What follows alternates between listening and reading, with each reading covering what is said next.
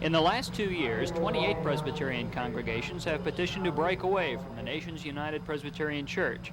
And several weeks ago, Peoria's Grace Presbyterian Church declared that it too has seceded from the ranks. Grace's pastor, the Reverend Bruce Dunn, says one reason for the withdrawal is his congregation's disgust with the national church's delays in reaffirming the supremacy and humanity of Jesus Christ. And there are other reasons. We feel that a local church is best qualified to decide who shall be on its own board to govern its affairs. We think that's unwarranted interference, especially when they say now that it must be, you must do it this way. Secondly, the property issue. They're trying to say that it has always been the position that really the church, the denomination, owns all the property of the church, and it implied trust. That would mean bank accounts, that would mean endowments, as well as a physical property, is owned by the denomination, and the local congregation simply holds it in trust. We don't buy that. The Reverend Dunn says out of the 9,000 congregations within the United Presbyterian Church, some 1,300 across the country are dissatisfied with the denomination's liberal leadership and wish to be free of its laws.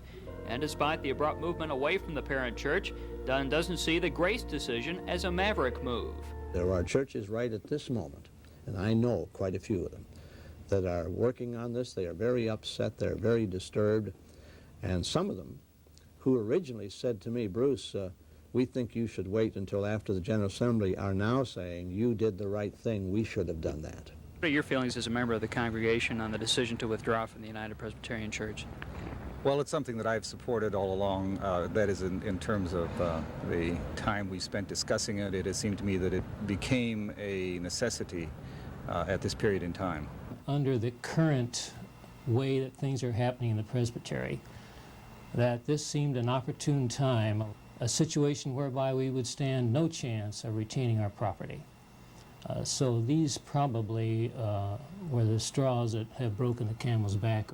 We feel that a church can function better independently than under a bureaucracy.